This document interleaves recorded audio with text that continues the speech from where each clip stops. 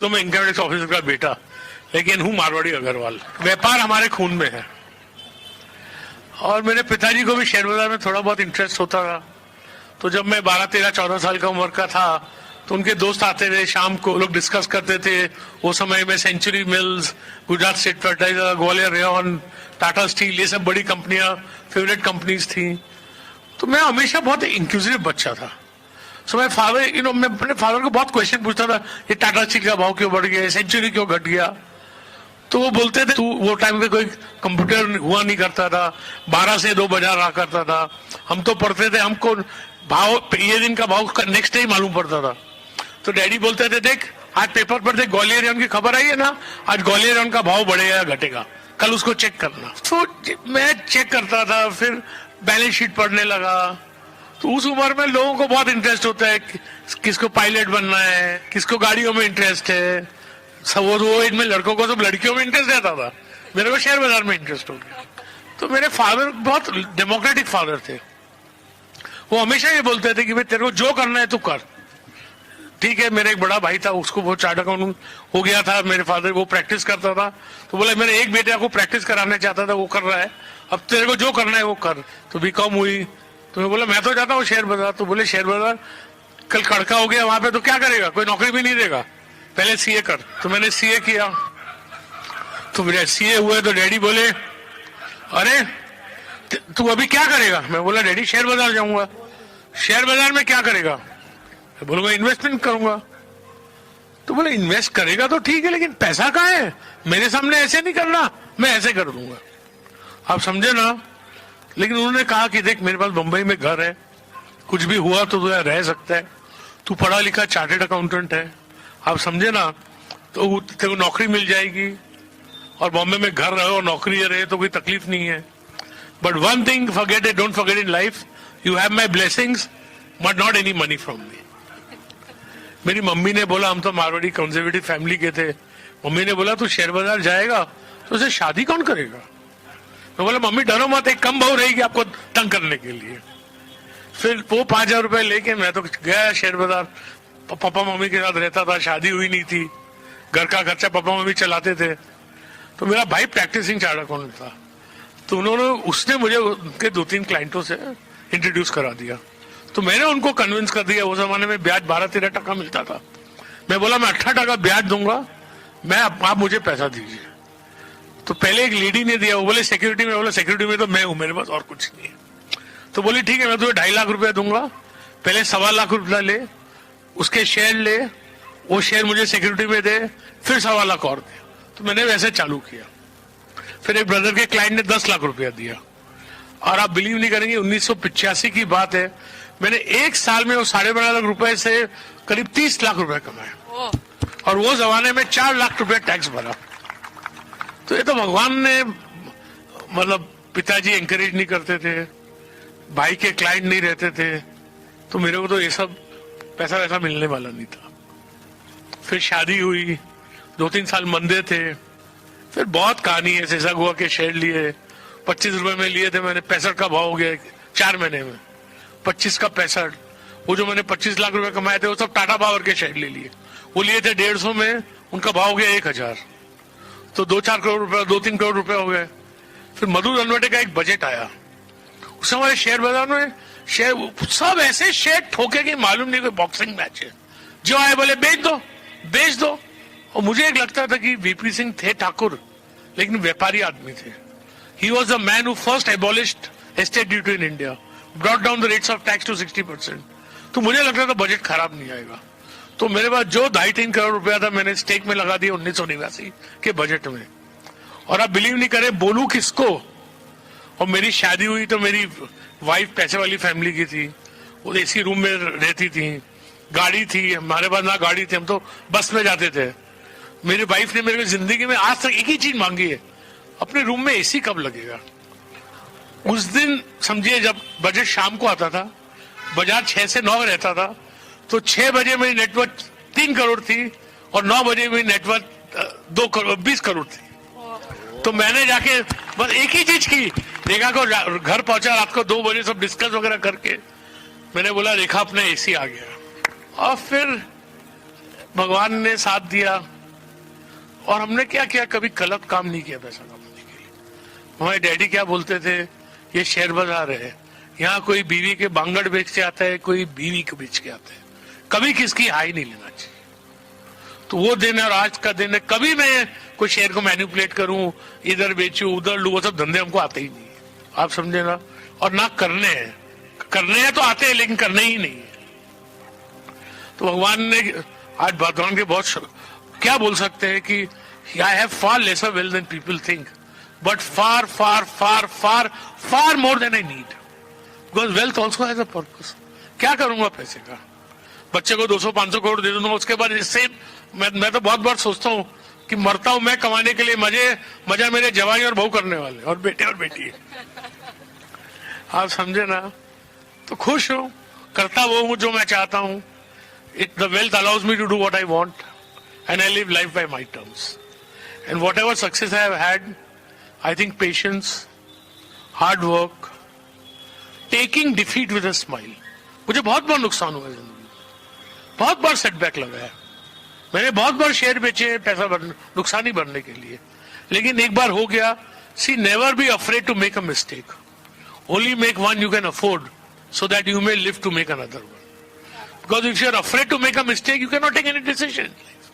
तो मुझे गलती होती है, मैंने कंपनी में पैसा लगाया A to Z, मैं 150 करोड़ रुपया खोया उसमें, मैंने कभी उसके प्रमोटर से तेज बात नहीं की, मैंने बोला मैंने उसको परखने में गलती की। अपना डिसीजन के लिए अपने आप को ब्लेम करो, उससे सीखो और भूलो उसको। वेल टिप्स एंड हार्डेस्ट और हेल्थ। और मेरी बीवी को नहीं मालूम है मैंने क्या दिया या बेचा, आपको क्या मालूम पड़ेगा। Although I don't mind anybody, मैं तो बोल देता हूं। देखिए क्या है कि पैसा बनाना इतना ही आसान होता तो हिंदुस्तान में कोई भिखारी रहता।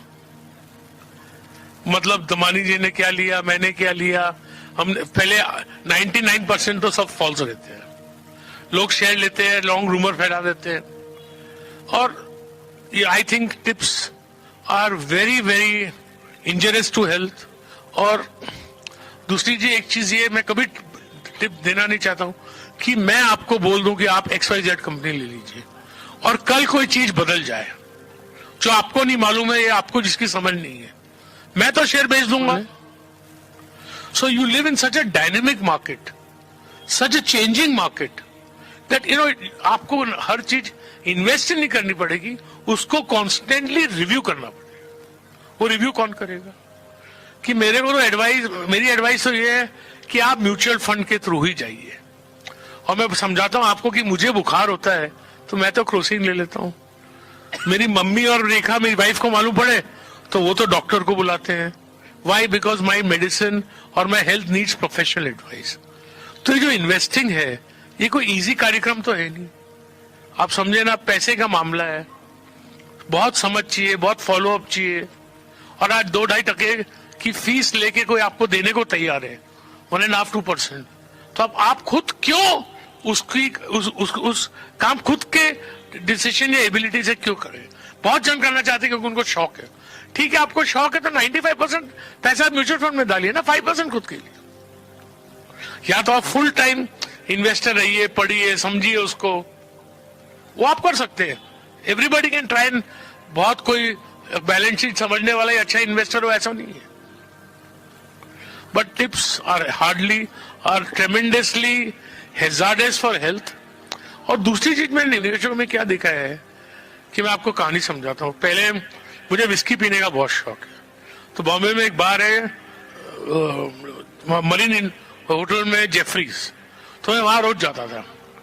तो मैं आऊं वहां चालू क्या शू लागे छे, अभी शू लेवानू, शू बेचवानू है। मैं बोला अभी तो सब बेच के नहीं लेके आए, अभी जरा दारू पी रहा आराम करने दो। अब कोई प्रीटी औरत आए पूछने के लिए, उसको कैसे ना बोले। तो उसको बोलो XYZ शेयर ले लो। अच्छा कितना बढ़ेगा? मैं बोला 3 साल में डबल होएगा। बस खाली 3 साल में डबल। मैं बोला देख महालक्ष्मी रेसकोर्स का एड्रेस देता हूँ, वहां जाके घोड़े खेल। मतलब क्या है कि निवेशकों का एक्सपेक्टेशन क्या है कि ये तो रेसकोर्स है, अरे 6 महीने में डबल होना चाहिए, 1 साल में ट्रेबल होना चाहिए। ये थोड़ा रेसकोर्स है। जो एटीट्यूड ही है वो एटीट्यूड ये है कि कोई यहाँ गोल्ड जैकपॉट लगना चाहिए, और उस एटीट्यूड की वजह से लोग को ग्रीड आ जाती है, और ग्रीड आ जाती है तो कोई भी कुछ समझाता है, समझ लेते हैं, कर लेते हैं। इसके वजह एटीट्यूड ये होना चाहिए कि भाई आपको बैंक में 7% 8% रेट ऑफ इंटरेस्ट मिलता है, उस पर टैक्स लगता है। शेयर बाजार में आपको 18% मिले, टैक्स फ्री मिलता है, तो 18% में आप किंग हो। तो बेसिकली देखिए, इतनी बड़ी सभा को आप बोलेंगे हम राकेश वाला से थोड़ा भी सुनने हैं कि 15-18% रिटर्न मिले हमको, लेकिन क्या करें, वो भी सच्चाई बोलना पड़ेगा ना कि सच्चाई यही है कि 18, 15 और 21% के बीच से ज्यादा रिटर्न आना बहुत मुश्किल है। और आप लोगों ने, बहुतों ने खुद निवेशक, ये मत सोचे मैं समझता हूं मैं बहुत शाना है होशियार, खुद कोशिश करी होगी, लेकिन बहुत कम ने कमाए हैं। तो एक होशियार आदमी को एक्सपीरियंस इज अ टीचर। आप समझे ना? I don't know whether I should share, I think I have to say the truth, and this is the truth that you need professional advice for investment, and tips are extremely hazardous for health. देखिए, मैं अपने लिए समझता हूं कि I have much learned, बहुत कुछ सीखा है मैंने, लेकिन जो सीखना मुझे अभी वो बहुत ज्यादा है। The quest to learn is a journey, not a destination. It's a very very important thing. So you cannot learn in a day, and you cannot learn by following anybody. एक चीज जिंदगी में मेरी प्रोग्रेस की मैं समझता हूँ कारण ये भी था कि I am very defined by nature. कोई कुछ बोल दे तो मैं मानता नहीं, मैं वही करूंगा जो मुझे जस्ट है. लेकिन मैं कैसे कर, because I could get success, then only I could get confidence in my judgment.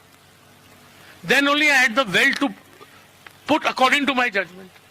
So to start in a small way, learn. So it's a very difficult journey. I'm not comparing myself to anybody, but it is, like being Rahul Dravid as a batsman. It's an extremely difficult task. ताकि वो बातें जिन बातों का आप लोगों को पता नहीं है. हर्षद मेहता का जन्म 29 जुलाई 1954 को राजकोट में हुआ था. उनके जन्म के बाद उनकी फैमिली मुंबई शिफ्ट हो गई. हर्षद मेहता को अश्विन मेहता के अलावा और 2 भाई है जिनका नाम है सुधीर मेहता और हितेश मेहता. सुधीर मेहता हर्षद मेहता की तरह कई कोर्ट केसेस में, क्रिमिनल केसेस में अड़क चुके हैं. उनके ऊपर पुणे के एक फाइनेंशियल फर्म में स्कैम का भी आरोप लगा है और उसी के कारण उनको हिरासत में भी लिया गया था. उनके ऊपर केस भी चल रहे थे. कपड़ा व्यापारी थे. मुंबई के बाद कुछ सालों के लिए उनकी फैमिली रायपुर छत्तीसगढ़ में भी शिफ्ट हुई गई. वही छत्तीसगढ़ में हर्षद का बचपन भी गुजरा और वही उन्होंने कुली शिक्षा भी हासिल की. कुछ साल बाद उनकी फैमिली वापस फिर मुंबई शिफ्ट हो गई. 1976 में हर्षद ने अपना BCom कंप्लीट कर लिया था. हर्षद मेहता को क्रिकेट बहुत अच्छा लगता था. वो क्रिकेट बहुत अच्छे खेलते थे. एक अच्छे लेग स्पिनर भी थे. 1976 से 1980 तक उन्होंने कई सारी नौकरियां की, लेकिन किसी भी नौकरी में उनका मन लगा नहीं.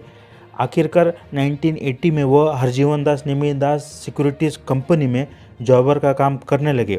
वहाँ के प्रसन्न प्राणजीवन दास को वो अपना गुरु मानते हैं और उन्हीं का कैरेक्टर सीरीज में अंबालाल सेठ दिखाया गया है. अंबालाल सेठ आखिरकार हर्षद मेहता को जॉबर का जॉब देते हैं. हरजीवन दास के बाद उन्होंने अपनी कंपनी चालू की और आगे आपको कहानी पता है. आप लोगों ने तो सीरीज़ देखी है, लेकिन कहानी के कई सारे ऐसी घटनाएं, कई सारे ऐसे पहलू है जिनका आप लोगों को पता नहीं है. वही मैं आपको बताने वाला हूँ. जैसे कि पहला पहलू बता रहा हूँ. हर्षद के पास कुछ समय के लिए इतना पैसा आ गया था कि उन्होंने ACC सीमेंट का एक शेयर का भाव 200 से 9,000 तक बढ़ा डाला था. मतलब कुछ महीनों में उन्होंने इतना पैसा पंप किया था ACC सीमेंट के शेयर में. 200 से 9,000 तक उन्होंने भाव बढ़ा डाला था.